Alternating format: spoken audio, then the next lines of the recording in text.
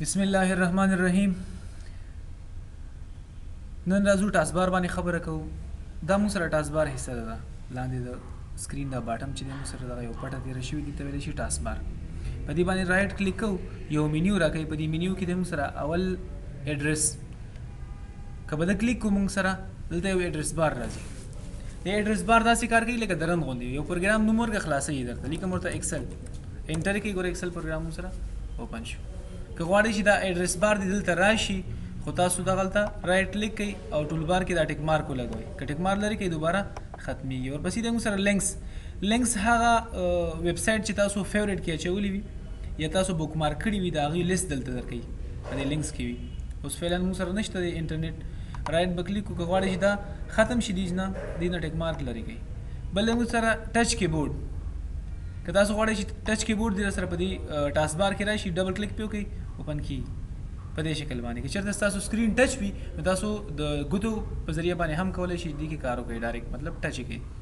یا که چېرته څوک غواړي چې دغه پښتو لیکل کوي او وایي چې یاره دا عین یا فی یا قاف شو موږ سره یا شین شو، دغه الفاظ کم بټنه کې دي نو تاسو به ژبه بدله کوئ. دلته پښتو ما واخیسته، اوس که راشي په دې ډبل کلیک کوئ نو تاسو ګورئ دا کیبورډ پښتو کې راځي.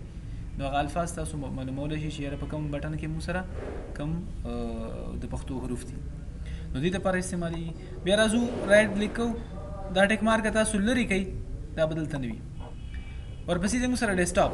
که چېرته تاسو غواړئ چې دا ډیسکټاپ باندې څومره آیکنې دي موږ سره، دغه آیکنې دي ما سره په ټاسک بار کې راشي د ټول بار په شکل باندې. خو دې باندې کلیک کوئ. ګورئ ډیسکټاپ دلته لیکلی که نه، دې سره یو خوا کې بټن ده، په دې کې کلیک کوئ. تاسو ګوره دا ټول آیکنې موږ سره چې په ډیسکټاپ دي یا شارکټ دي د هغه ټولو لیست تاسو ته درکوي. نو دې لیست کې تاسو دې لیست نه تاسو بېرته اوپن کولی شئ.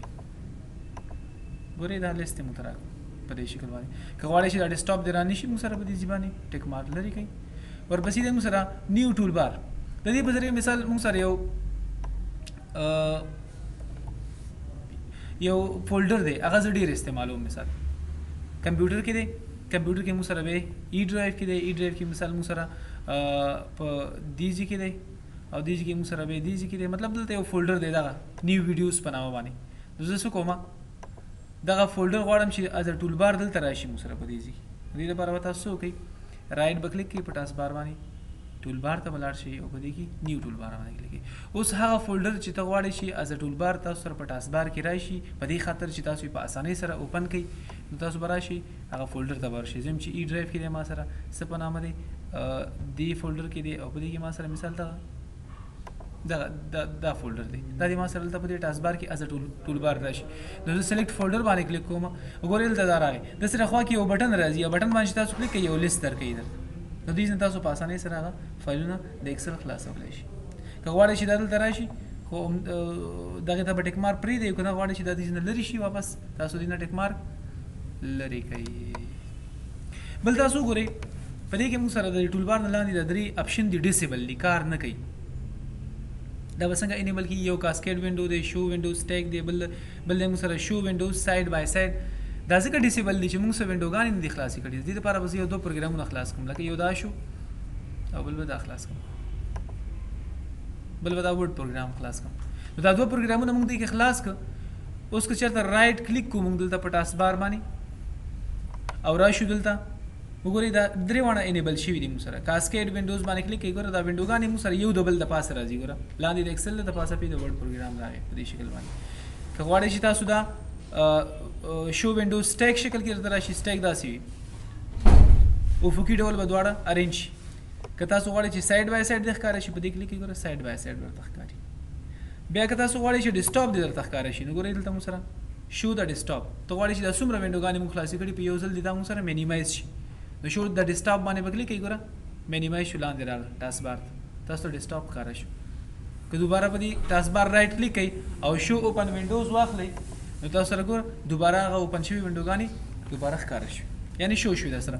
مخکې موږ په شارکټو کې ویلی چې وینډو ډي د شارکټ دی، وینډو ان سیډ یو وهئ ټول مینیمایز کېږي، وینډو ډي سره بېرته واپس ریسټور کېږي. یا د ټاسک بار په دې اینډ کې یو بټن دلته د سات ډیټ اینډ ټایم سره خوا کې دلته یو بټن چې کلیک پې وکړئ، ګوره مینیمایز شو ټول، دوباره کلیک کوئ بېرته شو کېږي درته. بیا راځو رائټ کلیک کوو، ورپسې دی موږ سره ټاسک منیجر. ټاسک منیجر کچرته موږ سره یو پروګرام هینګ شي بعض اوقات موږ سره یو پروګرام هینګ شي هینګ نه مطلب دا دی چې جام شي هغه نه بندېږي په دې چې څومره موږ کلیک کوو په دې کراس بټن باندې هغه موږ سره نه کلوز کېږي مطلب داسې کمپیوټر بیزي شي نو که تاسو غواړئ چې فورس هغه بند کړئ نو رایټ به کلیک کړئ ټاسک بار باندې او تاسو به ټاسک منیجر ته راشئ ټاسک منیجر کې به هغه پروګرام چې کوم هینګ شوی دی هغه به انتخاب کړئ لکه دا ایکسل پروګرام شو مثال ما سره او دا به ان ټاسک وایي ګوره دا موږ سره څه شو بند شو که څومره مهنګ شوی وي دې نه تاسو هغه بند کولی شي د دې شارټکټ موږ سره الټ کنټرول ډیلیټ الټ کنټرول نیسم ډیلیټ وهم ګورل د ټاسک منیجر باندې کلیک کړئ د دې نه راځي بل تاسو کولی شئ چې کنټرول شفټ ونیسئ او اسکیپ ووهئ کنټرول شفټ اسکیپ سره هم کولی شئ تاسو دا ټاسک منیجر ډایرکټ اوپن کړئ بیا راځو دلته لاندې دی موږ سره لاګ د ټاسک بار دا ټاسک بار د دې په ذریعه څه کېږي لاک کېږي چې کله هم ټاسک بار لاک شي موږ سره نو هغه یو ځای نه بل ځای ته تاسو موف کولی نه شئ مطلب وړلی نه شئ نه د هغه سایز غټولی یا کمولی شي دا اوس لاک نه دی موږ سره